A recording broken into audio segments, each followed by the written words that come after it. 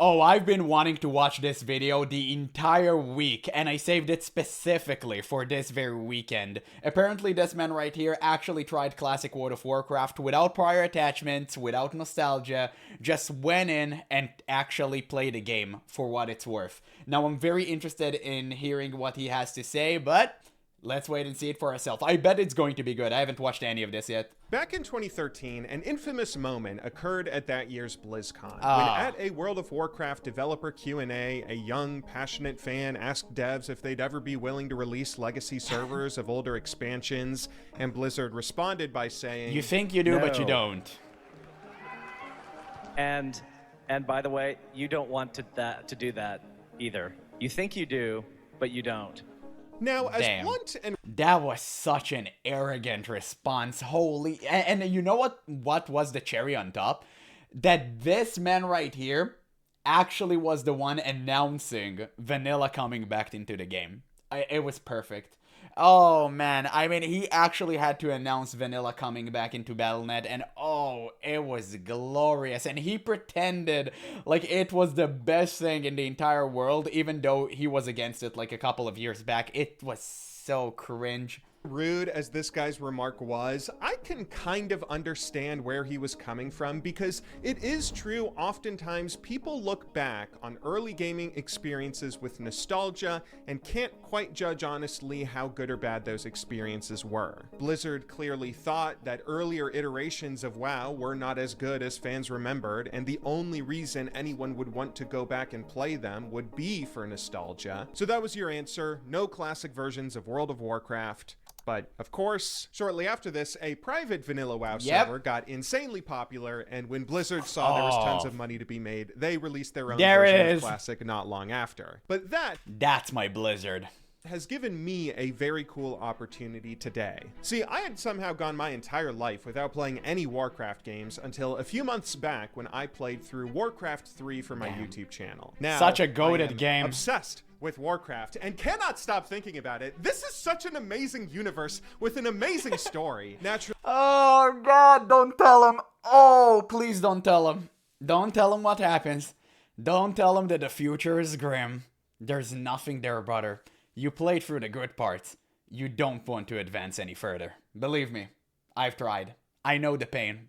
After beating the Frozen Throne and desperately wanting more, I thought my next step should be trying World of Warcraft, so I downloaded and started playing retail, which all of you were quick to tell me was a big mistake. I was informed by the Warcraft community that while retail can be fun, particularly in the endgame, since I was just coming from Warcraft 3, I should be playing Classic Era WoW, the version of the game that was released right after the Frozen Throne, which continues the story and is a very separate experience compared to retail. But I feel like this is an interesting contradiction, because while so many of you told me that Classic Era WoW is a different experience, very much unlike retail, Blizzard obviously thinks otherwise. At least they used to think that a legacy version of their game wouldn't have anything special to offer beyond a quick hit of nostalgia for those who played before.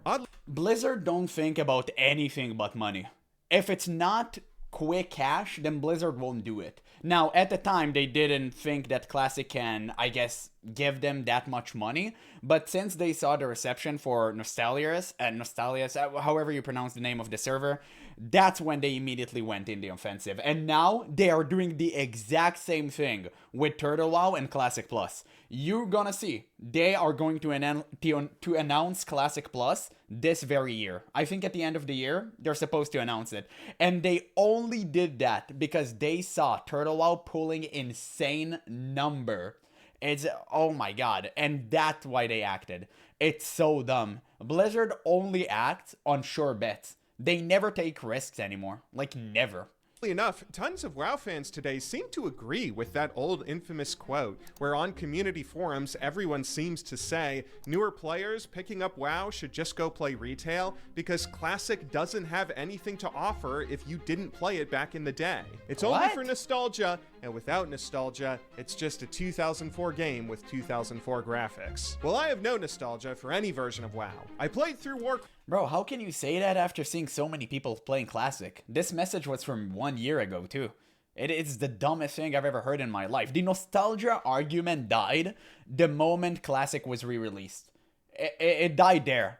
Nobody can claim it's nostalgia now. The game is just good, and people love it. That's it. Warcraft 3 and absolutely loved it. I also have now tried retail and experienced the good and bad that version of the game has to offer, but I'm still basically a new player with next to no WoW knowledge. So today I thought that I would dive into Classic where I can test to see if this is all true. Is Classic WoW from 2004 only beloved because of nostalgia, a version of the game that holds no value to any new players now? Or does this outdated version of the game perhaps have at least one reason a new fan might enjoy it? Please watch my video to find out.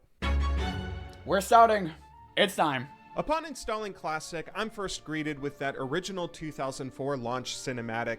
Narration waxes broadly about how the truce between the Alliance and Horde frayed quickly after the events of the Frozen Throne, but rather than go deep on story, this trailer seems to really just trailers used to be something, for all the different races and classes I'll be able to play. I am then thrust into the character creation screen, and oh my god, I love it so much. If you watch my Warcraft 3 videos, you know I love low poly games. I'll say it again, low poly graphics are amazing. They're like an impressionist painting where you can see the individual brushstrokes placed by a human being that all come together to create a work of art, which is so cool. I will always prefer this to hyperrealism, but after geeking out about the retro aesthetic, it's time for me to pick a class and race, and I waffled on this a little bit. When I asked viewers for suggestions, some of you guys told me I should play Undead, as they have one of the most direct storyline continuations of the events from Warcraft 3. You gotta play an orc.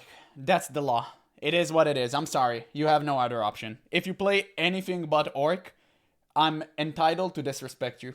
Which could be really fun for me to follow up on. I love Sylvanas Windrunner. She seems like a really cool lady and a nice anti-hero that I bet I would enjoy rooting for in the story. But oh, okay. I guess he didn't touch Shadowlands. Okay, that's good. That's good. Don't tell him about the Yas Slay Queen arc. Nobody heard about that, okay? Others told me that most of Blizzard's work in vanilla specifically went into crafting the human and alliance campaigns, with those starting zones being much more fleshed out. Because of that, I thought, let's go ahead and play a human warrior once again. I know, it might be boring. I'm sorry. I thought playing the same race class combo might be a cool experiment, since I can have a direct comparison of what it's like leveling in retail versus classic. At least he's a warrior. Seemed really fun. That's good. He's playing the correct class. So I'm sure it's one of the easier classes to level in vanilla too. After naming our character, we are then given a quick intro cutscene explaining that when Lordaeron fell during the Legion's invasion, that left Stormwind as the last bastion of humanity. Apparently, Stormwind's army has recently been called off to go fight the Horde for some undisclosed reason, leaving the city's defenses to citizens and members of the Alliance like me. And oh boy, we're in. There's nothing like your first steps in a new MMO. Beautiful. As I load into Northshire Abbey, I'm really excited to start exploring Azeroth. There's something charming to me about an MMO that's willing to skip tutorializing and just plop you into the world right away. One of the first things I notice are some of the other players around, whose names range from tame to a little bit weird. I moved to Tennessee a few years ago, which has been in the process of banning everything deemed not safe for work from the internet. So seeing a guy named Blow Java ask if anyone's down for Princess had me a little worried the state police were gonna bust down my door. But thankfully, I didn't actually have to worry because somebody had my back. Today's sponsor, ExpressVPN. We all you got know us by with now, this if you one. are taking online privacy That's seriously clever. these days, people are That's going clever. to, at the very least, be spying on you. I and like in that. some cases, do worse than that. Depending on where you live, your ISP can track, log, this or is gonna in be a places like very the good US, video. even sell I can a already record tell. of your internet history. That means advertisers, big tech companies, and even It's always government nice to see agencies someone can playing all Classic get a with hold no of prior your private attachments. information super easily. And I have now seen firsthand Because I how used to this be can like lead that. to your I didn't local play the government original. dictating I just what you played the can re-release. and cannot do online, which is so unfair. I don't want my state telling me I can't play WoW because the Moonguard server is too inappropriate. But thankfully, with ExpressVPN, I never You have should to know worry that about on this your own, again. though. All I need to do is tap one button, and all of my internet activity is encrypted and rerouted through one of their secure servers, which keeps me anonymous Damn, let's see. online. ExpressVPN, It's an hour-long of course, video, though. provide tons It's of gonna other be good. benefits as well, like letting you watch more shows on your favorite streaming services, accessing God geo-locked bless. content from around That's the a world. long-ass Not to ad. mention, they're the only VPN provider to Yeah, have I don't servers like in skipping every ads. one of the I want to 50 respect states them. across the U.S. And now, with their I new only tiered skip pricing model ads in 2026, that you're able are to get their super service for an predatory. absurdly low cost. I don't with want to you call out guys any getting specific a content really great creators, deal. but you can Find pay out how attention you can get yourself. up to 4 extra months on a subscription Like, by there- clicking there's the some link really in the weird description ones down out there. below, going Especially to mobile games. I don't like that. expressvpn.com/GBay99, I or by always scanning skip them. the QR code on screen. I'm not gonna Seriously, say the thank lazy you to peon, but ExpressVPN the for lazy sponsoring peon. this video. They straight up fed my family this month. And I are don't like actually that. giving you guys a really good service and good deal. So go give them some love. But now back to World of Warcraft. So we're off in Northshire nice. Abbey, and I run up to the first guard I meet, who tells me that he needs help. Here in the Elwyn Forest, there are all kinds of threats attacking humanity, and with Stormwind's army gone, NPCs Wait, he's actually reading? What?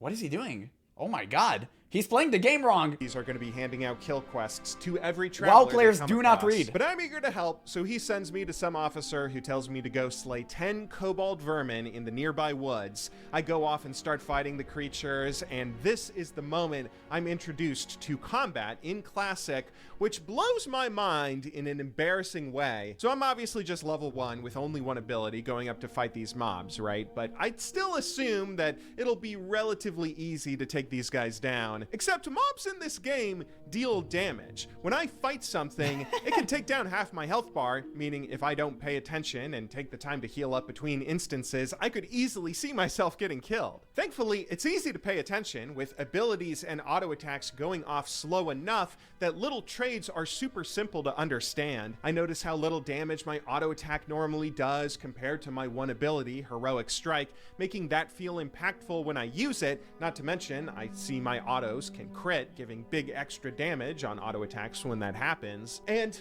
I didn't realize this is how WoW worked. Like, I had not noticed any of this in retail. When I tried retail by comparison, that game's auto attacks had these little tiny damage markers that kind of stylistically blended into the combat. So I didn't realize they were there. I kind of figured that combat in WoW was just about spamming abilities until a big number pops up, because that's all I ever saw. But now I can... And that's true. That's exactly what Blizzard wants you to think. It's exactly like that. And the reason you don't see your damage is because you have a damage meter. And now it's built in inside of the game, so everyone has it. It's not even an add-on anymore, which is a good thing, obviously. But still, it just goes to show how much the game became about graphs rather than just soaking in the experience and using your own eyes. See, that's not the case. At least in the early levels, this is much more like an old school MMO than I realized, where you are rolling damage against armor in back and forth trades. After killing the 10 vermin, I return to get rewarded with another quest to go Marshall off and kill 10 McBald. more kobolds, and as I do that, I'm then told to kill even more. All this And he tells you to slay humanoids, kobolds. referring to them as cowards. It's not a and vermin, coincidence. has me feeling like Grand Marshal Garithos is back in control of the Alliance. But I also know this is how MMOs go. There's just a bunch of generic bad guys with no redeeming qualities strewn across the map, because you gotta have something to kill while you level up, so it's easy to suspend my disbelief. I take on a quest to go kill some members of a gang called the Defias Brotherhood, as well as a quest to go and meet up with the Warrior Class Trainer, which is apparently where I'm gonna learn my new abilities. And this really blew my mind. Apparently in Classic, you have to buy your abilities after you level up to unlock them, which You I gotta don't learn. think I've ever encountered that in an RPG. I didn't play EverQuest as a kid, which I know had a similar system, but almost every RPG I've come across has taught me that leveling is the grind. Having to make my way back to a class trainer who will then teach me the new abilities for a cost is kind of more realistic, but seems annoying, at least at first. But then, as I go off and do more quests leveling throughout Northshire, every time I ding a new level, I get to take this really excited and triumphant march back to the Abbey. It's like a little victory lap, heading back to my class trainer, imagining what my new unlocks might be waiting for me, because I have no idea as someone new to this game. And yeah, paying for the abilities kind of stinks in that it drains my cash stack, but It also encourages me to actually learn what the abilities do before I unlock them. That's something that I frankly need personally. I spent a decade playing League of Legends where I only had to worry about comboing 4 to 6 abilities together. WoW players seem to have way more than that, and this would be pretty intimidating if they were all dumped on me at once. That makes it really nice that this game has a natural way of gently encouraging newer players to learn their class before going crazy slapping a million skills on their ability bar. And that's exactly what I talked about when I started playing retail, just to test the new player experience. It's exactly what I talked about. Retail is just hurling new abilities at you at an insane speed. No way a new player could actually comprehend what the hell is going on. And on top of that, add the talent tree systems, which doesn't make any sense for new players whatsoever because they don't know what their abilities do yet. So Blizzard just completely fumbled the bag on this one. And for example, I played retail, okay? Now, I played a warrior, a class which I'm so familiar with, I can play it blindfolded. So for me, when I get a shield slam ability, I'm like, oh nice, I got shield slam. I don't even need to read it. I already know what it does. So whenever I look at the talent tree and there's like a massive boon or boost, however you want to call it, to shield slam, I'm like, oh okay, yeah, that's good, I can take it. And it resets the cooldown, and then you have another talent tree, another point in the talent tree which you invest immediately after, which resets the one resets the cooldown of Shield Slam, and one gives it more damage each time you use it. So for me, it's very easy to understand because I'm already familiar with it. But for a new player, it's so overwhelming. And by the way, it all happened under level 20. So no way you would understand that. It only takes you a couple of hours to reach that point. It's not that difficult. It's not time consuming, and this is so bad because compare it to Classic where you get your abilities gradually and slowly. It makes the player inhale it at a constant pace, which is so good for them and for their understanding, their enjoyment, because when you get that new ability, oh man, your rotation feels 10 times better because instead of using like Heroic Strike, now you have Thunderclap, now you have Rend. You're getting all of these cool abilities, not all at once, but at a digestible and palatable amounts. And this is perfect. This is how it should be. Before long, I finished most of the quests. Yeah, it's not a race to the finish line. In Northshire, forgetting to complete a few, as I'm getting so lost in the world that I'm just having fun exploring, eventually heading south to the Goldshire Inn. That's where I learned to set my Hearthstone, which I can use to blue pill recall here whenever I want. Outside of the inn is another Stormwind guard who asks me to go investigate a mine to the south, seeing about another kobold infestation. And this is the moment where I notice another really interesting thing about this game. There are no quest markers on my minimap telling me where to go. God. And today... Oh god, he's playing without add-ons. Jeez. Man, I was afraid of this. This is going to be tough. He doesn't know. Don't tell him. He's actually enjoying the game the way it was supposed to be played.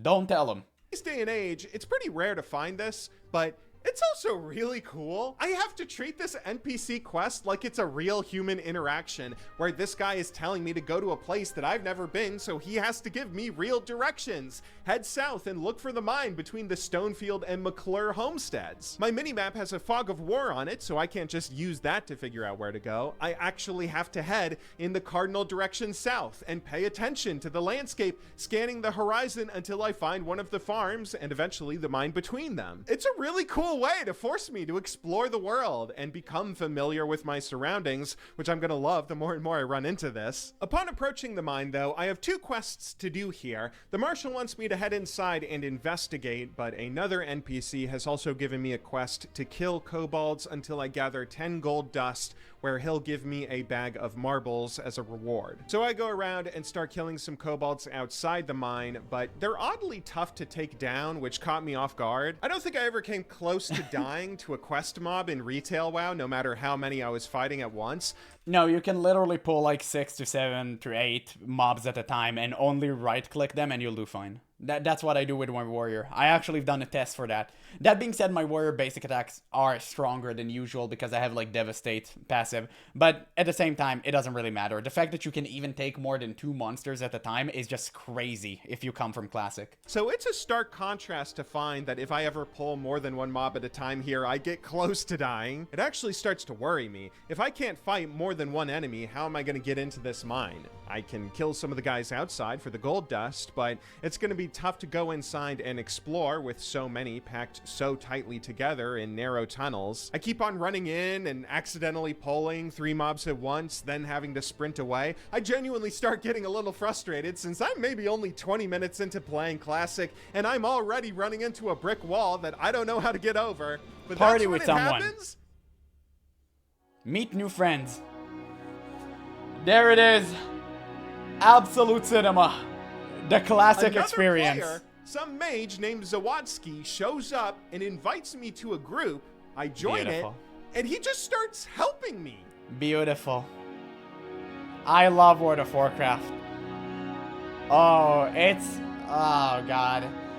This is what WoW used to All of be. a sudden, this mini dungeon becomes a million times easier. We plow through one of the mine entrances and start making our way underground. We're killing kobolds for a few dozen minutes, picking up all the gold dust to a point where I'm getting close to finishing my quest. But that is when I make a mistake pulling a bunch of mobs that gets us both killed, and flashbacks of League of Legends Classic are warrior immediately flying experience. through my mind. I'm assuming that this dude is gonna call me all manner of slurs before leaving the group, reporting me to Blizzard, and probably getting me blacklisted from all the best guilds on the server so I can never join any of them. I'm prepared to get flamed, but then we both just walk back to our corpses, revive, and then he keeps helping me. And then I get us killed a second time because I didn't learn my lesson, and he still doesn't get mad. He just helps me more. Even after he finishes his quests, this dude makes sure that I finish all of mine. I eventually Wow. do, collecting the last of my gold dust, and when he helps confirm that I finished the exploration task, Dude, what a Zawatsky giga Chad. gives me a good luck in your journey before running off, and I nearly shed a tear. I'm serious. If I had to fight my way through this mine on my own, that would have been a grindy, miserable mess. So finding another player who unprompted invited me to a group, fought alongside me, and was nice enough to not flame me for my mistakes, even when I got both of us killed? I swear, I don't remember the last time that I've played a video game where I experienced that level of kindness. I played And truly, this was oh my god, I have so many things to say. I don't want to like pause every single time, but just so you know, this is the exact reason for why I played Classic. Like, this is exactly it. And this is why I'm looking so much to Classic Plus being actually good, and hopefully, because it's going to be made by Blizzard, God forbid. I really hope it would be good because I want more interactions such as this. Watching this right now almost brought a tear to my eye. I'm not even joking. It reminded me of when I started playing Turtle WoW a couple of months back. It was so wonderful. I had the exact same experience. It was beautiful, man. It's truly the reason for why I play MMORPGs. plenty of other MMOs that have group content, of course, but none of them naturally led to this kind of helpful social interaction so early on in a playthrough. And looking back on this footage, I know that this doesn't look like anything special. It probably isn't anything special to WoW veterans who've played this game for ages, but as a new player, this felt like the sweetest gesture in the world. It not only established that this is an MMO where players ought to be helping each other out, it made the community feel so alive and kind. I now want to help anyone that I see struggling with a quest in the future to repay the favor. I had always heard that WoW was a game conducive to forming friendships, and I can now see how that unfolds so naturally through its gameplay. And I'm only 1 hour in. This journey hasn't even really begun. Mangy Wolf. Oh god. He's advancing. Before long, I'm running all throughout the Elwyn Forest, questing as much as I can to level up, and the more time I spend in this game, the more I notice things I love. As I keep fighting mobs, for example, I see in the chat box there's text saying that various skills of mine are improving, which I don't understand at first. Eventually, I stumble into menus that show I have all kinds of stats, including professions, weapon skills, and class abilities that each need to be trained to get the most out of my character. I am told this is a relatively easy thing to do eventually, especially by endgame, but the simple fact that I get to see numbers go up the more I go out and adventure, it gives me a sense very early on that I'm making progress with my character, even if I will say this system was very bad, and nowadays it's outdated. I think it's unnecessary unless you want to make it unless you want to revamp the entire thing and make it fun, I don't think it has any place in World of Warcraft anymore. But that's my opinion. Get a bit lost as a new player. The more I go off to level, the more I even start to appreciate those quests that WoW is so famous for. One of the few things that I knew about Warcraft before playing was that this game's quests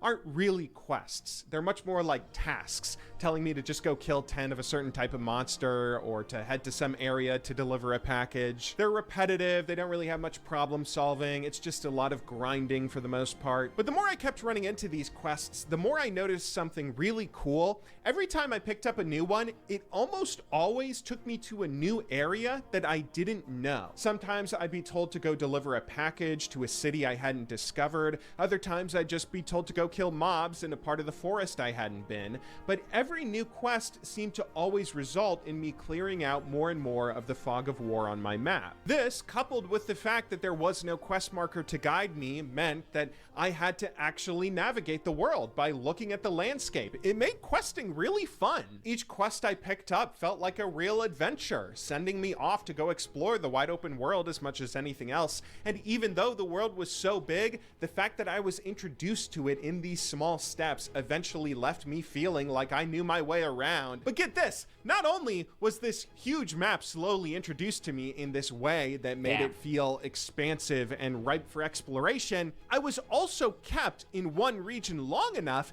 that that region began to feel like home. Elwyn Forest started to become a place that I actually knew. I felt comfortable here. It became soothing to backtrack through. And it also felt so alive because of two more things I discovered later that day. In my first session with Classic, I played probably about 3 hours in total. I just want to say it's such a great point that he brought it up, because this is something that I constantly bring whenever I talk about Classic. The fact that everything happens so slowly, you actually get the opportunity to soak in the environment and become familiar with it.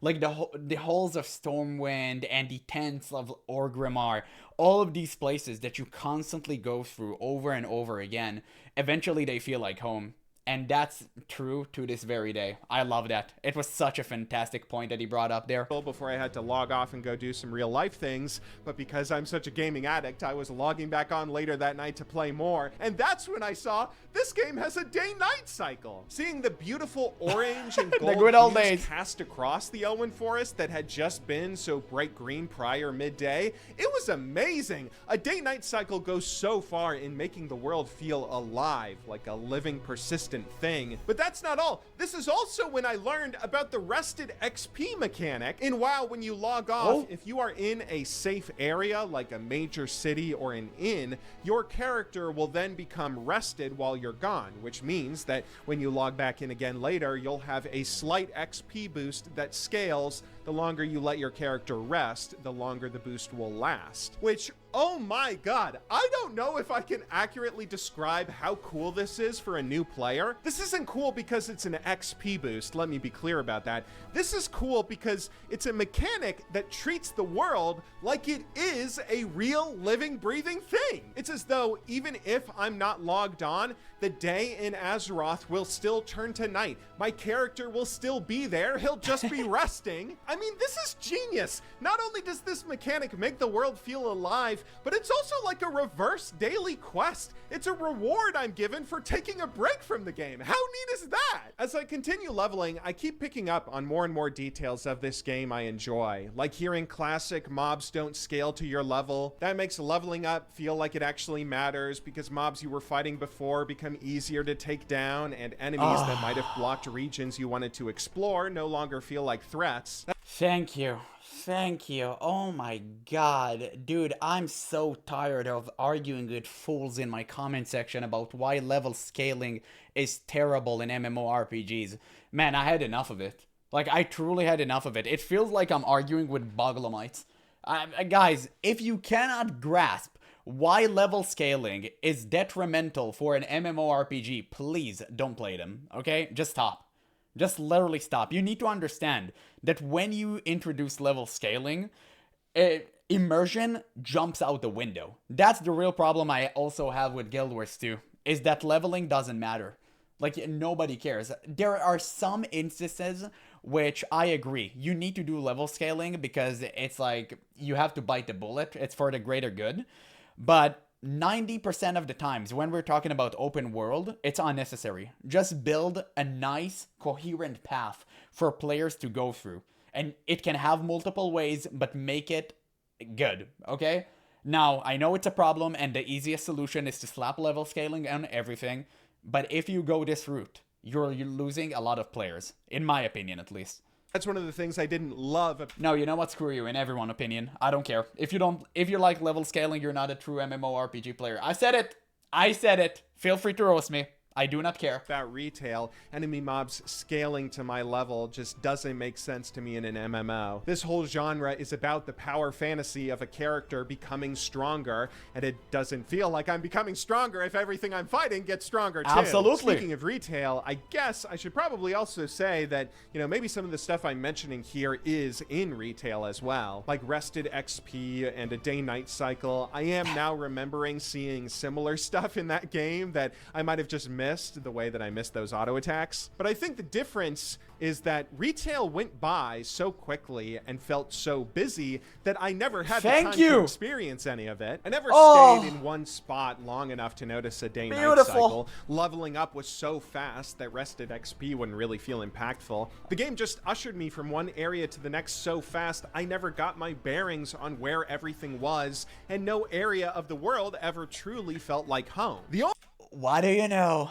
What do you know? I feel so vindicated right now. Guys, I told you, I'm right about everything, okay? You gotta understand, I played WoW for years. I played Classic, I played Retail, I know what's up, okay? I'm addicted to this game, but at the same time, I know its flaws, and I know when it shines. The only thing I would say retail has over Classic at this point is retail pretty quickly threw me into a very exciting story that was a direct continuation of a Warcraft 3 narrative. What the fuck? What are you on about? Did he say retail threw you into an interesting story? Bro, no. Okay, that's the first point I disagree with him. But to be fair, he doesn't know the entire lore. He just played Warcraft 3, which actually gets me kind of weirded out. Why would you even say that if you played Warcraft 3? Because Warcraft 3 story was sublime. How can you even compare that to retail and say it's no? Like, just no. Hell no. Okay, maybe he didn't play Shadowlands. Okay, that's the thing. If he played Shadowlands, he probably wouldn't have made it to this video. He would have died of cringe. I haven't seen one story thread from Warcraft 3 by comparison in Classic, at least not yet. What the hell is Stormwind anyway? Like, I thought all of humanity had to flee to Kalimdor during the Burning Legion's invasion. Why was this huge city down south just chilling while Lordaeron fell? Shouldn't they have been helping out? Not to mention all the guards and the people in the Wait until you reach the Defias Brotherhood questline and discover everything about Van Cleef. That he wasn't actually a bad guy. Elwynn Forest are telling me Stormwind aren't helping them either, with the gnolls and kobolds and murlocs prowling around. Like, Stormwind, this is right outside your front door. You should be able to help. Have you heard about Darkshire, brother? It's like the North Watch. They're obsolete. Oh my god. If he discovers this questline, he's gonna be in one hell of a ride. Because in Darkshire, man, everyone suffers. Stormwind was a really cool place to visit for the first time. By the time I was sent there for a quest, I'd been getting pretty used to the Elwynn Forest, which was relatively sparsely populated. So seeing this huge city with these massive gates and a giant dragon's head hanging from an archway, that was a very cool contrast. There's no moment like your first time stepping into a major city in an MMO, and it was so cool going from just barely bumping into the occasional player most of my adventures to suddenly seeing huge crowds of people all crowded together in a big city. I also loved navigating Stormwind on my own too, because I still had no quest markers. If someone told me to go to a specific building or a specific part of town, I actually had to navigate there using the in-game street signs, which was so cool. And then later on in my playthrough, when I kept going back to Stormwind and eventually didn't need the street signs anymore, it was so satisfying. It made me feel like I had actually become a citizen of the Alliance. But that had reminded me that I had been playing this game for quite a while, and I needed to set a goal for myself, or we would be here all day. You need to... This is actually interesting. I wonder what your guys' opinion are about playing with the Questy add-on, because obviously all of us play with it. Like, don't pretend you're not, okay? Do you think that the way that he's playing is way better for the game health? Like, if Blizzard removed Questy and it was banned, do you think it was better for the game or worse? I'm actually interested in hearing that, because I think that Questy saves a lot of time, and it's important when it comes to Classic, but at the same time, it completely ruins the immersion. So it's kind of like a double-edged sword where you have to take the good with the bad. So I'm actually kind of confused, because I used to think Questy was a necessary evil, but now I understand when I watch this, like, this looks kind of great. I actually like that. So maybe if it was implemented differently, I think that would have been dope. Maybe like a mix of both. Always have a goal when you're playing an MMO, after all. Having nothing you're chasing is how you get bored or burnt out and quit. And I figured it would probably be a good idea for me to set the same goal I had in my retail video. Namely, I'm gonna play Classic until I find a story that I genuinely care about, as well as until I run at least one dungeon. That was one of the most memorable experiences I had in retail, after all. I got really invested in the story of Jaina, as well as the narrative of the Waycrest family, and my odd experience running Waycrest Manor was the big finale I had in that project. Classic thus far has been much more light on narrative, so I'm eager to see if there is any lore to be found here, or a dungeon that I might care about completing just as much. But the only way I'll find all that is if I get my level 9 ass out of the Elwyn Forest, so I go around and begin questing as much as I can. I realize I missed a few quests back in the Northshire Abbey. I never did complete that one where I was supposed to kill those bandits in the Defias Brotherhood, for instance, so I go back and take them down. As I'm running through Elwyn, I then notice a guild advertising in the region chat, and upon asking if I could join, even though I am completely new to WoW, they graciously take me on as a member, which is very cool to continue seeing that the community... If you did that in retail, people would have told you, like, go screw yourself, like, kid. Like, get good, and then maybe we'll consider accepting you. Nowadays, you need to prove yourself with, like, a score of Raider IO and all that stuff. It's so cringe. Oh my god, it's despicable, man, what people have become. But again, Blizzard cultivated this crowd. It's just natural. It's what happens. Is way nicer than I was expecting. But now I'm trying to stay focused on my goal. I want to level up and find a dungeon and story, so I go around and start picking up every quest I see. I'm sent to Stormwind, where I get to do a little warrior class specific quest, but that one just has me getting in a bar fight, nothing too special. I'm sent to kill a pig named Princess that a rival farmer once eliminated. I remember that quest. Explains what Blow Jabba was asking about in chat earlier. I find more and more of the Defias Brotherhood crawling around the forests and take on more quests to eliminate them, but so far the most excited I've gotten about in-game lore is when I stumble into a lumberyard with peasants from Warcraft 3 who still have all their old voice lines. More work. In the middle of all this questing, I ding level 10, which is exciting as a milestone because I've now unlocked talents. I see there is no auto-suggested talent tree I'm supposed to go down, which leaves me happy to read through each one, ready to experiment with strategies, since I can always reset them later, right? The last of my quests in Elwyn involve killing some gnolls off toward the west, which goes by smoothly, until one of them drops an interesting item called Gold Pickup Schedule. My interface tells me that this begins a quest, and as I read it, it reveals someone known as the Collector is going to be receiving a shipment of gold on a number of listed days. I take the note to the Stormwind guard in Goldshire, who said he's heard of the Collector, but he doesn't really know much more about this mystery. So he tells me to go and kill him. A pretty blunt way to get answers. I go to the Brackwell pumpkin patch where just I know finished the the job is, thanks to earlier quests making me explore the area. And upon arriving, I find the Collector, but I also find myself hopelessly outnumbered and outmatched. I thought a warrior would be like a bruiser in League of Legends, where I could tank a number of enemies while getting a few kills, but I die so fast if I ever fight more than one mob at a time. Am I an idiot, or is there something I'm missing? After dying and going back to Goldshire to farm some more mobs, I eventually bump into a guildmate, a level 60, who says that they'll be happy to help me go and take out this quest. Hell yes, for more emergent gameplay and another community interaction. We take out the Collector, grabbing his ring as proof of his demise. Upon taking it back to the Marshal, he makes note that this ring is a membership ring of the Old Stonemasons Guild in Stormwind, questioning why a lowly thief would have an artisan guild ring. This is starting to sound like it might be a story that I get to unravel travel. But then the marshal just shrugs his shoulders and says maybe we'll learn someday, and I am sent off to find more tasks to do. Shortly after this, I go take down Hogger, the first elite mob I've come across, who you can tell is extra tough because of his sick portrait flare around his profile picture. Once he's gone though, I'm finally finished in Elwyn, and I am ready to go head off, stepping foot into my first new region of the game. I told you. Westfall. Upon entering Westfall for the first time, I am slightly stunned at the beauty and completely fresh landscape, so visually different from the forests I just spent the past 8 hours grinding through. Yeah, It is such a goated area. I love Westfall, man. Every time I played an Alliance, I did Westfall. Like, it's beautiful, man. Like, Westfall, Red Ridge, this entire line that you go through is wonderful. I love that.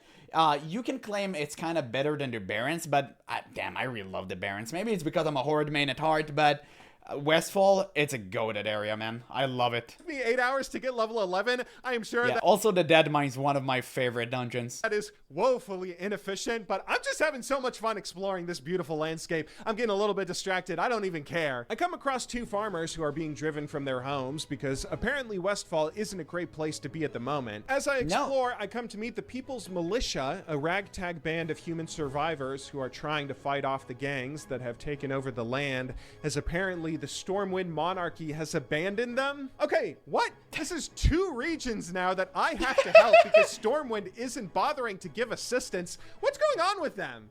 Bro, wait until you reach Darkshire. It's gonna be wonderful. The people there are dejected, to say the least. Take a quick quest to head to Stormwind and get some... It's like the meme where you have the father like in the pool with a kid just lifting her up, and then you have like one kid almost drowning and one skeleton at the bottom.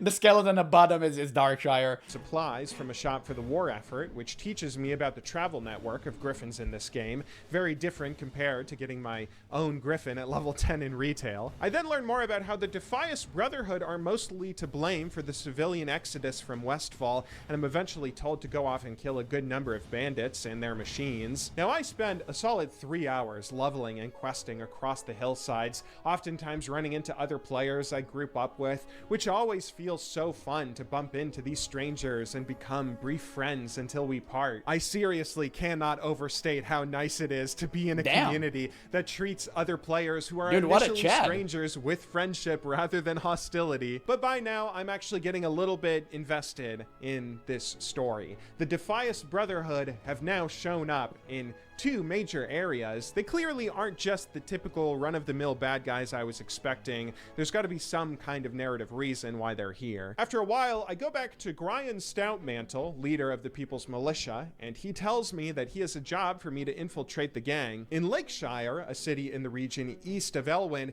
he tells me of a rogue named Wiley who might be able to provide some answers, and tasks me with carrying a message requesting information. I make my way to Lakeshire, nestled in the middle of the Red Ridge Mountains, where I meet Wiley, who agrees he does owe Stoutmantle a favor and spills some info. Apparently the Defias gang are up to something big, colluding with many of the other hostile mobs found in the area. He gives me a note to take back, which I can read, by the way. I love this about Warcraft. Whenever you're given a message that you're supposed to go deliver to someone, you can just read it. That's such a cool and realistic thing that most games don't let you do, and it lets you have these moments of storytelling. The note reveals that the Defias Brotherhood is working on a weapon of mass destruction. Oh god, it really is 2004 all over again. But more importantly, he notes how if there's one thing stonemasons know, it's how to build big, which puzzles Stoutmantle when he sees the message. Stoutmantle then tells me to take the note to Matthias Shaw, head of SI7,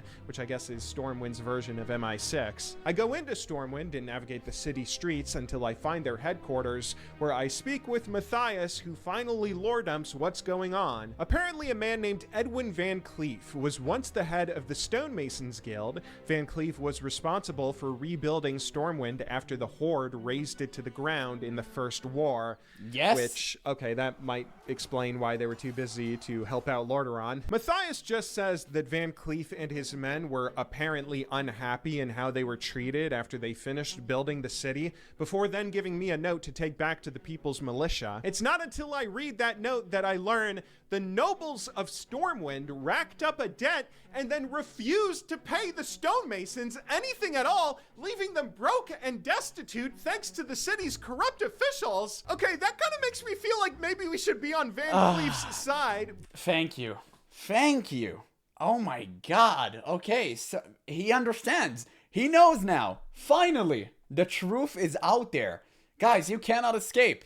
Van Cleef did nothing wrong. And so is Artis. Building the capital city of the Alliance and not even getting paid for it? That's pretty obscene. Upon returning to Westfall, Stoutmantle recognizes Van Cleef's name, demanding more proof that he's the villain behind all this. We're then tasked to go out and find the location of the Defias hideout, which begins with taking down a messenger that roams the area. Now, the Defias messenger is an NPC that roams around a pretty large region of the map. I had run into the guy once before, not realizing he was a quest NPC. Damn. I also eventually saw it's a common thing for people to ask where he currently is in the region chat. And this is another thing I really like about WoW. Having these large region chats is really fun. It kind of brings me back to the good old days of IRC chats, and it's so neat that quests can be made easier for other players who choose to help each other this way. I also wonder if it was ever commonplace for players to intentionally mislead each other when someone asked for quest help in region chat. This is the internet after all. After hours of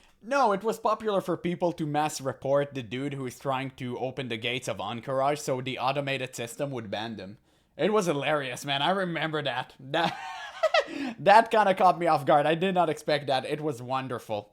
It was wonderful. Blizzard had fixed it though, so at least there's that. But I'm glad he's actually trying the game at a much later stage, because now you don't have millions of people spawn camping the messenger, and you actually have to stand in line like I had to do back in the day. So it is great. Chilling in one Defias camp, just killing guys with a few other players for moderate XP, I eventually run into the Defias messenger coming down the road and take him out, retrieving a note off his body that's written by Van Cleef, claiming the sea awaits us, while requesting more materials for his weapon of mass destruction. After giving the message to Stoutmantle, he tells me a Defias defector is willing to show us the location of Van Cleef's hideout, and once I escort him there to the town of Moonbrook, It's always the bald spent guy. hours beating up gang members in, I'm shown the entrance to their underground cavern, the Dead Mines. As I return to Stoutmantle and tell him the location, he orders me to go into the Dead Mines and kill Van Cleef, bringing him his head. Oh gosh, this is getting dark. The Dead Mines is also a dungeon, a perfect opportunity to now complete my goal. I'm not sure Van Cleef is as sympathetic a character as Alexander was in Drustvar, but I am definitely curious about this narrative of what he's got cooking up, and I am ready to go complete it. All I have I to see do what it is is there. enter the first dungeon I've encountered since retail. Of course, back in retail, I was ready to jump into a dungeon the moment I encountered one, as everything scaled to my level, so I start just looking around for a group to run Dead Mines at level 14. With no group finder, naturally, my move is to just park myself in front of the dungeon and ask people if they're about to run it, and if I can tag along. I find a paladin named Sabak, who I ask first, but he tells me, sorry, they just filled their group, which I take in stride, saying thanks anyway. I killed At least you can tank. If you were DPSing, oh my god, you would have stood there for days. So the good part is, at least he can find a group relatively quick. It's just a matter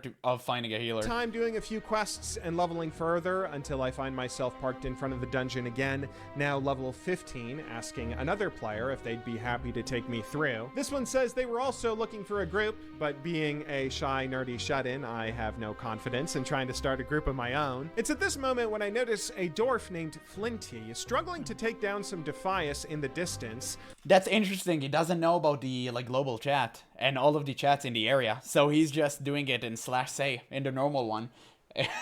It's kind of insane, but I like that. I like that. The immersion is off the top. I go off to help him out, assuming he's on a quest, and kill the Defias members with him, trying to make sure that he always tags them first so I don't steal kill credit. I ask if he's interested in running the Dead Mines, and he tells me sure, but we might struggle a bit since we're kind of under-leveled for it and would need a full group. I apologize for not realizing that, relaying I'm a bit of a noob who only knows I must slay Edwin Van Cleef.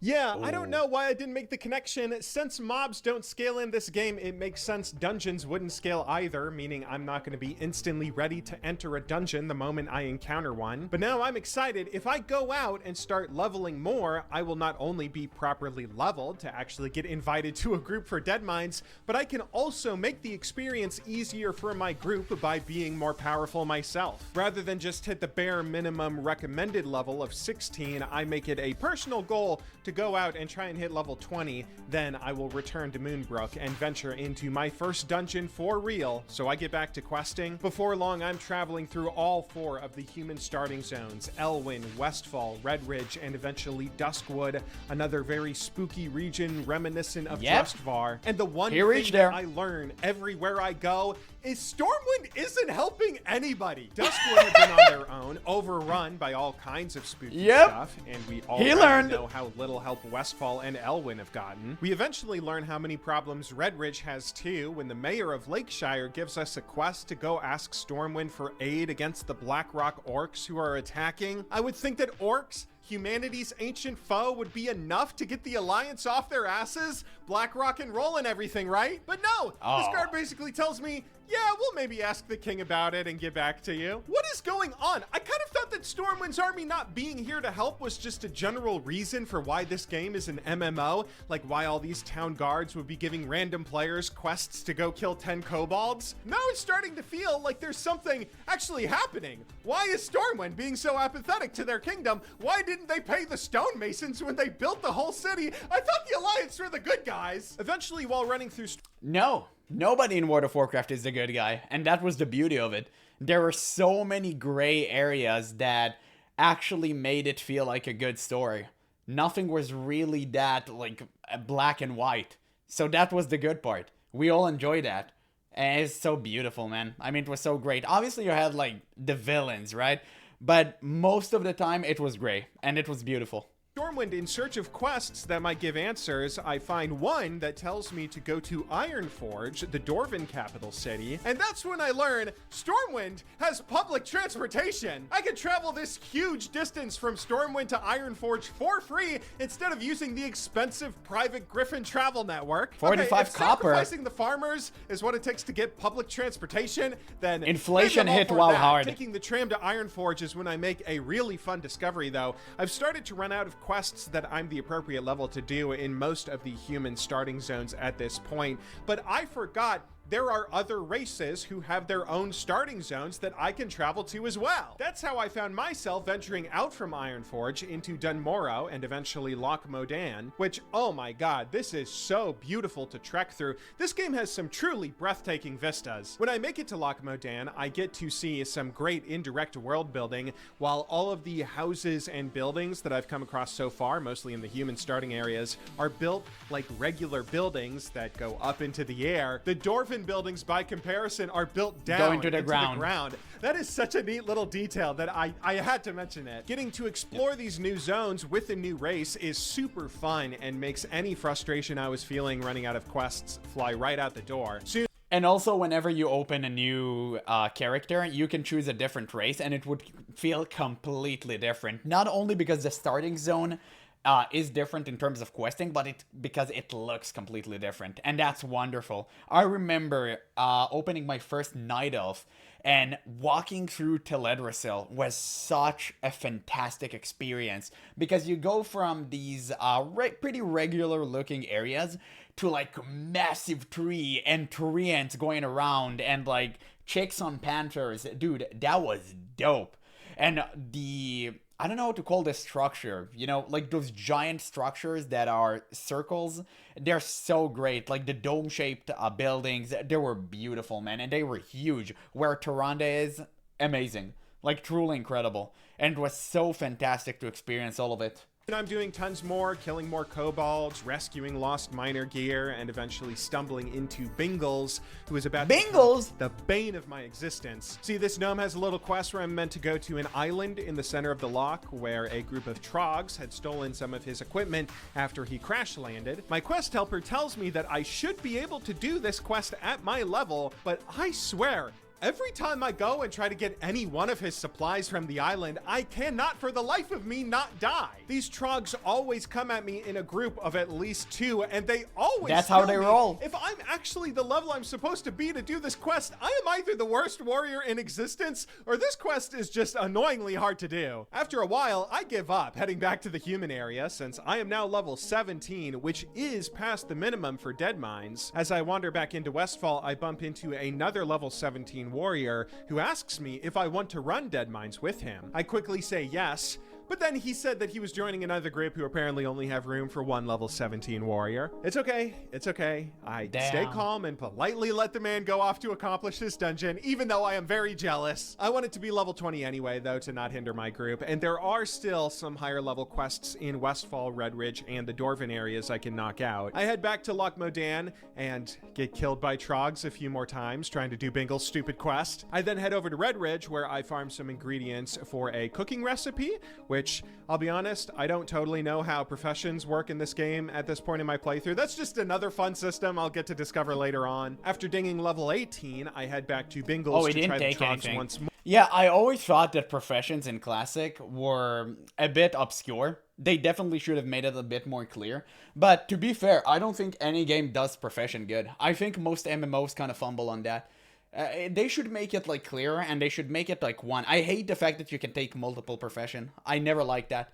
I think that profession should be only one per character, and it should be very extensive. So if I go into mining, I have a lot of things to do rather than just hit rocks. That would have been way cooler than taking multiple professions at the time. More, except this time I died to 2 crocodiles before I even reached the trogs. After a bit more cross-region questing, I'm getting close to level 20, where I stumble into a quest in Westfall that will give me a nice shield upgrade. I'm thinking this will probably be pretty useful since, in my experience, getting a tank for a dungeon is one of the harder roles to fill, and the role I'll probably have to do as a warrior, whether I like it or not. This is also the moment when I realize I've probably messed up my talents a little bit and cannot reset them for free like in retail. So if I want to get the most out of my tanking, I really need to study which one of these are going to be best for my level before. Put every single point in Fury. You're good. Just slap on a shield and you're fantastic. You're good to go. Or paying the beauty of Classic. A reset I am not anywhere close to being able to afford right now. So I go off and do more quests in Westfall,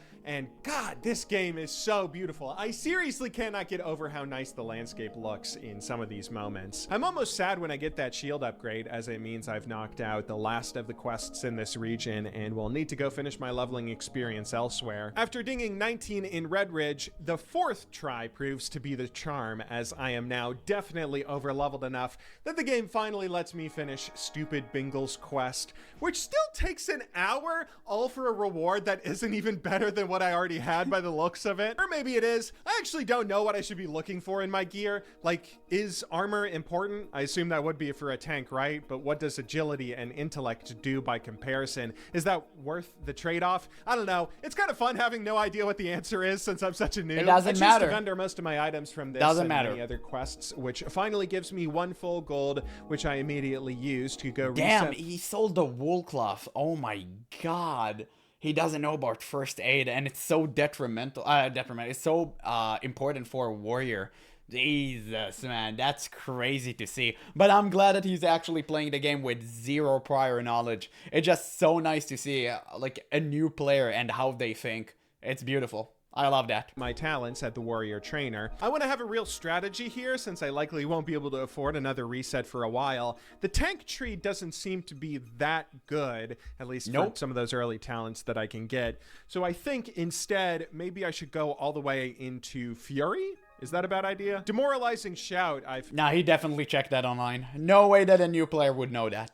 Ain't no way a new player would know that. A new player would look at protection and think, oh, if I want a tank, I need to go protection. Because that's, you know, how it looks like at first. No way he actually knew that Fury can tank. He checked that one online or somebody told him. found is a neat way to lower enemy damage, and it's AoE, right? As a tank, I assume that spamming debuffs like that would be very useful. I also selfishly want to get this ability that will allow me to slow my enemies, because every time I'm trying to kill a humanoid in this game, they always try to run away right before they die, which is so annoying, and I'm thinking maybe this can help stop that. I forgot to record this part, but this is also where I bumped into the weapon mastery trainer, Wu Ping, who taught me how to use crossbows, and oh my god, this is so much easier for pulling mobs. I love it. I finally managed to reach my goal, dinging 20 after knocking out a few final quests in Red Ridge, where this friendly dwarf cheers me on. And in honor of his kindness, I do one last quest that grants the Dwarven fishing rod as a reward,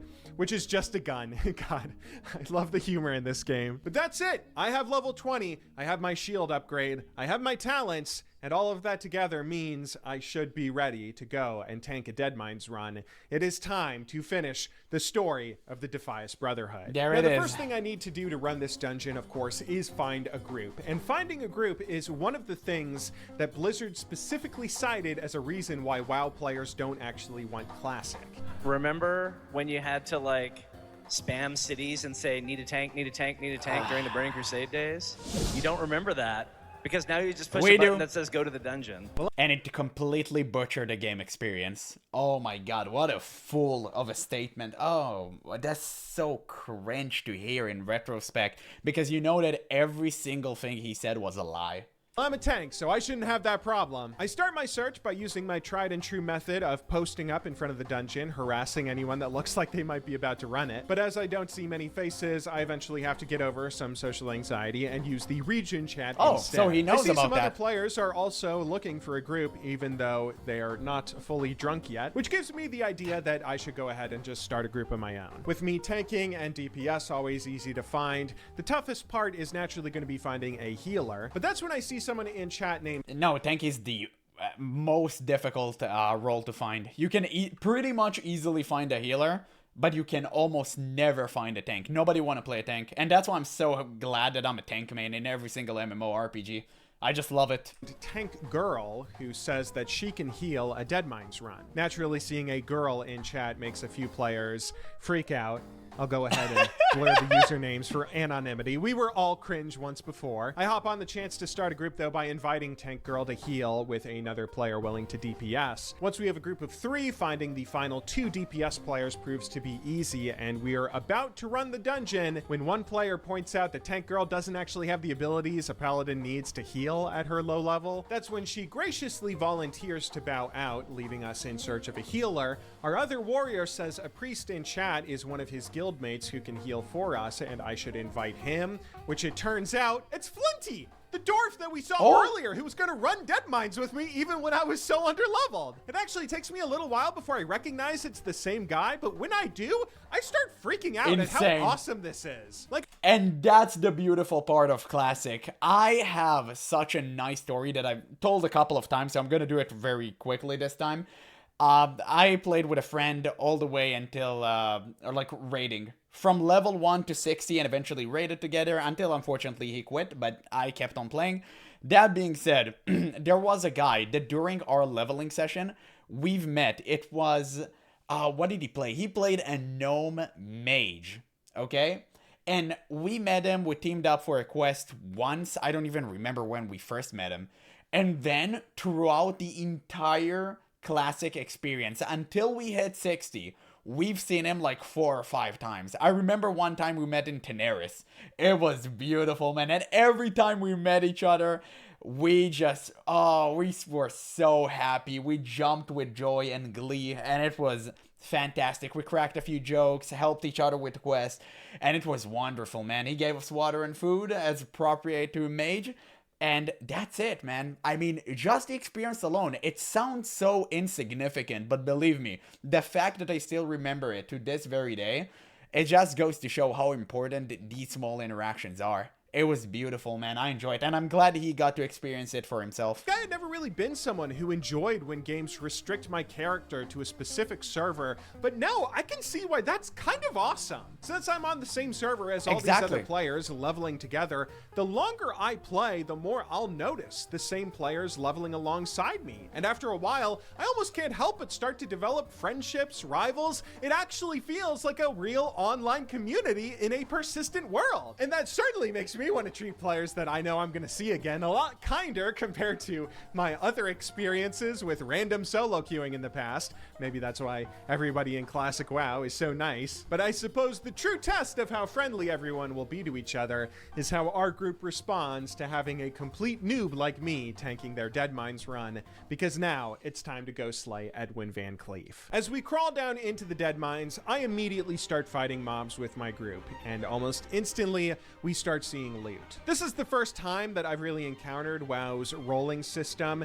I can see that when loot drops for a group, everyone has 3 options. They can either need roll, greed roll, or choose to pass. I don't really understand what these terms mean. Passing is self-explanatory, but I don't think I need any of these items, and I don't want to be a greedy person, so I just choose to pass on all the loot as it keeps popping up. To the left of the actual dungeon entrance is where we find ourselves some undead dwarven miners. I have 5 quests that I meant to do in this dungeon, 2 involving collecting for union cards, as well as an expedition badge that's dropped by these guys. What a cringe quest. Oh my god, you do it actually outside the dungeon before you actually go into the instance. I hate that quest. Oh my god. The spawn rate was abysmal. Knocking them down, though, I only managed to find 1 union card before we wipe. Yeah. Oh god, maybe this run isn't gonna go so well. Our group assures me that they just got a little bit cocky, though, and we make our way back to finish clearing out the undead. I do find that expedition badge as a drop, but I don't get any more union cards before everyone else seems kind of eager to move on. I'm just happy to be here, so I don't really mind pressing forward. As we step into the dungeon, the group is, of course, expecting me to tank, because I said I would be the tank. And I've started to learn a little bit of how to pull 1 mob at a time with my crossbow, not grabbing a million other mobs at once. But I'm still a little bit of a noob and not totally sure how slow I need to go through the dungeon. So I just start by picking off the Defias minor non-elite level 18 mobs one at a time. My teammates let me know very softly that I'm being a bit too careful and we can pick up the pace, as this level 24 warrior, Stug, helps lead the way. The thing about tanking, as someone that is still very new to Classic, who also is playing with no add-ons because I don't realize add-ons are a thing yet at this point, is that I'm not very good at it. I can't always tell when I'm actually succeeding in getting mobs to focus me, and I'm also not totally sure what spells I should be using to do that. Obviously, my taunt will make one bad guy attack me for 6 seconds, but that's the only obvious mechanic I can see. I do notice that some of my abilities increase my threat, and I assume that's how I get aggro without a taunt, so I just spam those as much as I can, but most mobs still seem to be fighting our higher leveled warrior, who's supposed to be DPS. Things are going fine anyway by the time we reach our first boss, where I manage to pull him without aggroing the other 2 mobs by his side, and I do my best to tank as long as possible. But once again, Stug seems to draw aggro, even though I think the fault is actually on the other guy. He's just pulling way too much aggro. He has a ton of threat. Try to stand in between him and the boss like a white knight protecting my party. We take down the boss as well as the 2 additional mobs, and I seem to mess up a little bit tanking as our healer Flinty dies shortly after on our next fight, which I feel so bad about. Flinty is the nicest guy that I've known in Classic so far, tied with everyone else I've come across, I guess. He eventually makes his way back, and I am grateful nobody flames me, as I'm sure I messed up there, but we keep pressing on, eventually reaching the next boss room. I start this off by pulling all the additional little mobs around the main guy before Stug goes in and initiates the fight for us on Sneed. I always liked his design. Not too difficult boss as we take him down relatively easily. This time a blue item drops, possibly the first blue that I've seen in this game up until now, and I don't think this is an item that I could use moves, and I certainly don't need it, but I still hit greed because I kind of want to get a blue. I don't end up getting it, but to be honest, I don't really care about getting any kind of loot. I don't know what I'm supposed to be trying to get in the first place for my class, and I feel like my teammates kind of deserve all the loot since they're the ones nice enough to run me through this dungeon. We head forward and make it to our next area where some goblin craftsmen will summon these little mechs that fight alongside them. Our team warns me of this, which is how I learned that additional mobs in a fight are called adds, and something I should be careful about not pulling if I can. I'm really nervous about pulling things right because as the tank, that's the one role I have in this dungeon that I'm actually able to do since Stug just draws aggro on everything. But for the most part, things seem to go pretty well as I slowly but methodically crossbow these suckers down the ramp. We take down the boss shortly after, and I naturally pass on the items he drops. At this point, Stug gives me a few tips about playing warrior, saying that it's not worth it for me to be using rend or heroic strike. I should just be spamming sunder armor and revenge to keep up my... Imagine actually helping a newbie understand what his class does to make sure he improves. Wow, fantastic.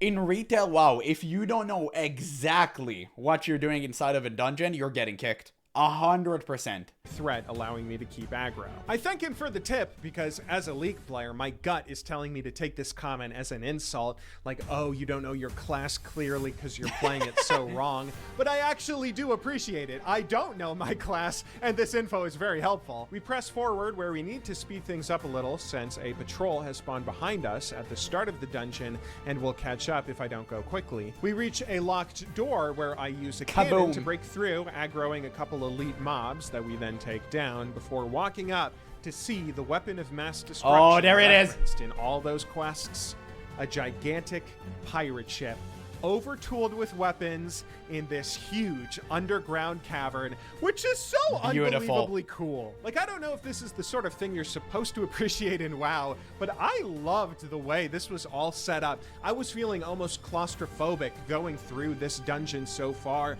with all these tight little corridors and small mining tunnels, making the reveal of this ginormous cavern with all its open space and huge pirate ship contrast so well. We begin 100%. And just imagine what would happen if he actually continues playing and reach Blackrock depths. That would be, oh my god, his mind is going to be blown away. It's fantastic. But Dead Mines is exactly for the reason he mentioned, one of the best dungeons ever. I absolutely love that. The fact that you go from such a suffocating place into like this giant cavern with a huge pirate ship, which by the way, I love pirates more than anything. So I'm biased here. You already know that. But it's just so true that it was what make this dungeon so great. It's the giant ship at the end. What a finale. It was gorgeous, man. It was beautiful. Making our way up to the top of the ship as we eventually reach our next boss that has a couple tricky moves. Namely, we have to kill his adds before he reaches certain low health points where he'll do a big stun that could leave us vulnerable to getting wiped if we don't take care of them first. Things go smoothly though. One of these guys drops some boots that I hit greed on and actually win my first loot of the dungeon. I still don't have the attitude to hit need on anything. The dungeon is going fine enough. I don't think there's anything else I need to finish it. But after a dagger drops and I hit greed on it alongside everyone else, the guy who won it tells me I should have hit need since that would be way better for tanking than what I have at the moment. I'm slightly embarrassed. I didn't even realize the players could see each other's items until now, and I hadn't thought about this, but he's right. Because I'm a warrior who builds up rage from my auto attacks, a sword with a slower attack speed, it's probably less effective than another item that's going to attack much more quickly. Thank you very much for that teaching moment, teammate. I actually appreciate it. And luckily, literally 5 seconds after missing out on the dagger, our very next drop is a Blackwater Cutlass, another nice speed upgrade that I win the roll for, getting a faster weapon to use after all. There's a little optional boss that one of our party members needs a drop from up ahead to the left, a Murloc named Cookie, so I head forward, and after taking down some of the pirates, I managed to pull Cookie without aggroing any of the other adds nearby, something my he's not in a teammates pot yet. congratulate me for. And That happens in feels Cataclysm. So nice. Seeing my group say nice job, it gives me enough dopamine to keep smiling for the rest of the week. He sadly does not drop the item our party member needed, but with me Mace. down, that Oh, means damn. it is time to make our way to the top of the ship Wait, that's and good. face No. off against Van Cleef. Oh. I'm told it's pretty easy to accidentally pull some of the mobs from the higher ramps here if we go forward too recklessly, but after a bit of instruction, I managed to pull each enemy one at a time, getting another nice job from my teammates. Hell yes. A moment of panic quickly comes across me when we're making our way up that's the so ramp scary. and someone says in chat, pull him back, WTF. I am terrified that I've made a costly blunder until I realized that our warlock had his pet out who was not behaving for him. He quickly apologizes for the mistake, and I am still in the clear. Stug then shows us a trick that you can jump onto this barrel if you're ever about to wipe and need the assistance of an escape. What? Which is nice that we've made it to a sort of checkpoint as we're Wait, what? I didn't know that. That's crazy. It actually works? Oh my god, dude, that would have saved me from so many heart-inducing oh my god, like heart-inducing occasions that happens there. Oh my god. That's insane. How did I not know that? I don't know if it's actually worked. That's insane. I mean, I guess it kind of breaks like the game because it's so outdated. I mean, I didn't know about that. I just wiped. That's crazy. We're about to face the final boss. As we slowly make our way to the top, we take down Captain Greenskin, another mini-boss, before we finally get to face the man, the myth, the legend, Edwin Van Cleef. There he now, is. honestly, this setting, the layout of Edwin standing here, menacingly staring me down from a long, empty hallway, it gave me chills. He's a character the lore has been referring to for so long that I'm a little starstruck now I actually get to see him in the flesh. Our team strategizes a bit, warning each other that he'll spawn some invisible ads that come along to fight us as well. But once we're ready, I take aim with my crossbow and initiate the fight. None may challenge the Brotherhood. The voice line. Oh god, before it became the good one. Oh, rush him down.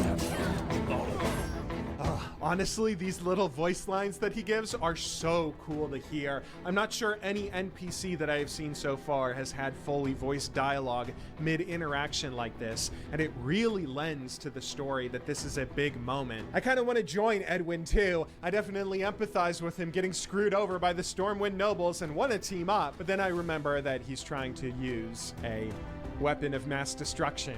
Maybe his cause isn't so righteous. A little bit too much.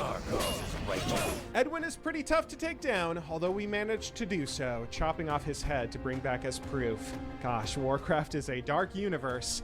But wait, what's this letter? Van Cleef also manages to drop the Cape of the Brotherhood, another blue item that I'm considering need rolling for, my very first need roll, when I notice the additional mobs have taken down Stug and are starting to finish off the rest of my allies. Uh-oh. I quickly need for the Cape before trying to take down the rest of the Defias, and before long, we're down to our last guard who is nearly in a duel to the death with me, a duel I think I might lose, but then I remember I can run off and get to safety by jumping to the big wheel, which we narrowly managed to pull off, getting to safety. And oh look, it's me and Flinty side by side as the last two survivors of the fight. We sneak back up to get a quick revive on a couple allies before finally Damn, taking it actually down the worked. last of the Defias Brotherhood. And there it is. We did it. Quest complete. Our allies bid a final goodbye to one another, as apparently I wasn't the only player a bit out of his depth on this journey, which makes me feel glad to see that we were all able to come together and finish off the run. And what a great conclusion to this quest, and the video too. We completed our goal of going through a dungeon just as we did in retail, and I succeeded in finding a story to care about. The Defias Brotherhood was a narrative that started all the way back at the very beginning of my Warcraft journey in Northshire Abbey, and then continued through the next 20 levels all the way into my first dungeon. But now it's done. It's all over. There's nothing left to do except hand in Van Cleef's head for experience, turning in the rest of the dungeon's quests as well, leaving everything wrapped up. Except hang on, what was that letter he dropped? It's an unsent letter to Barros Alexton, the city architect of Stormwind. Okay, let's turn this in quickly. Edwin, I see the years haven't changed you a bit. An idealist and a romantic. Okay, I don't need to empathize with him anymore. Come on, the story is over. Van Cleef and I were members of the Stonemasons Guild, Guild. When we finished our duties, we were cheated. The nobles refused to pay us, but some of the more senior stonemasons were offered governmental jobs. Hang on, why is Stormwind so corrupt? Van Cleef refused a job out of loyalty to all the stonemasons, as Lieutenant Basil Thread might know more about his plans. He's being held in the stockade. Okay, I can just go and talk to him real quickly to finish off this quest, right? No. Wait, the stockade isn't another dungeon, is it? How much longer does this story go? Beautiful. You know, coming into this video, when I decided to take this project on, I was kind of worried I wasn't going to have a good time. Because the way Blizzard talked about Classic, the way WoW's community talks about Classic, it really makes it sound like this is an outdated game that people can only enjoy for nostalgia. But the WoW community you're talking about is retail community. You need to understand that the community is split. There's a huge schism between the fan base. There's like classic Andy such as myself, and there's retail players. Those are completely different people, and you're gonna have completely different interaction, depends on who you engage with.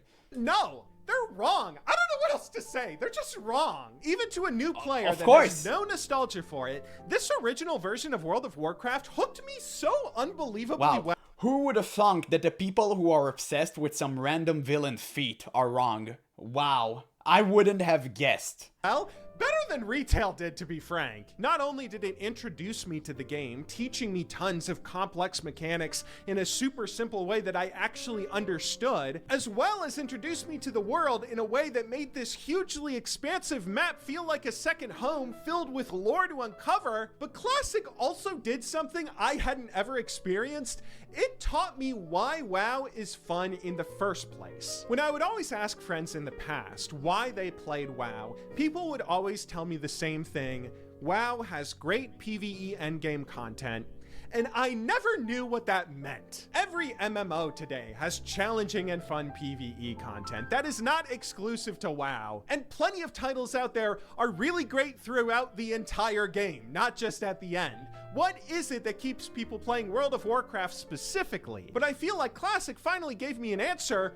WoW is fun because this game acts alive more than any other. Not only does WoW have all these in-game mechanics that helps you buy into the belief that this is truly a living, breathing, persistent world, someplace worth putting time and effort into progressing a character, it also populates that world with a real community that you need to interact with. You can't run a dungeon solo, you can't raid on your own, even PvP isn't really about 1v1s to my understanding, nearly as much as it's about massive group battles or 3v3 arena play in its esports scene. Yeah, it's all about rock, paper, scissors, because you cannot, and it's literally impossible to balance, like, even 6 classes inside of a game. It's impossible to balance. It's literally impossible. So it's always better to opt for rock, paper, scissors, because that way you have way more agency on how to create your characters, and you have way more freedom.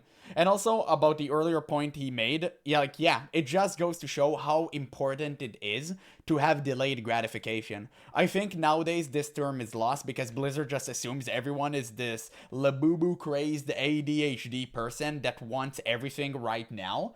So that's why the game sucks. That's basically it. But that's not the case. And one day, I hope they would realize that, especially if they're actually working on a Classic Plus server. This is a game where players can only perform one role at a time. You need to interact with others across the world to engage in most content, and that's a fun kind of challenge not many other games give you. What is that video? Holy. Some really enjoyable interactions that made the world feel alive. Now, when somebody tells me that they like WoW because you get to do 25-man raids that take hours to complete, but if everyone plays their role pixel perfect, they'll unlock permanent character progression, I totally see the appeal. I also haven't gotten to experience any of the PvP yet, although I am already leveling a rogue on the anniversary servers for it, but now this game is making me wish that I hadn't sunk my time into playing a PvP game that has a miserable, lonely solo queue experience, and instead chosen one like like WoW that forces you to make groups Oh, with other damn. players, creating bonds. He was such and a fantastic friendships that streamer, last man. way beyond Wreckful. your time in game. Even though I only made God it through bless. a portion of the early I game miss him leveling so much. experience in Classic for this video, this version of the game did such a good job of showing me how fun WoW can be. And you know what? I've heard from you guys that the retail experience has way more content in the end game compared to Classic.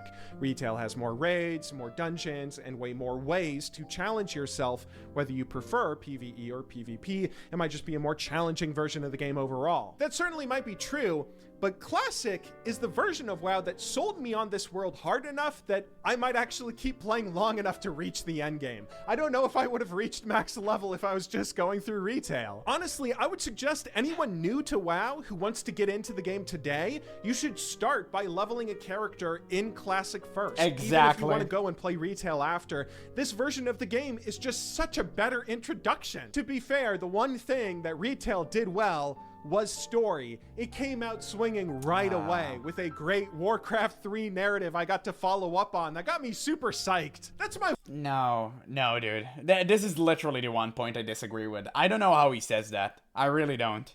Like, why? Like, hell no. Especially not BFA. One complaint about Classic, actually. I have played 25 hours of this game now, and I haven't seen one Warcraft 3 story thread, which I know that Illidan and Arthas show up in expansions, and even here in vanilla, I've heard that if I get close to the end game, I get to eventually do things like run Stratholme as a dungeon. I don't doubt that there are cool Warcraft 3 moments that I can maybe follow up on eventually. But part of what made Warcraft 3 so good was that you got hit with an amazing story right away. Like, I would have to sink hundreds of hours into reaching level 58 to do Stratholme as a dungeon in vanilla.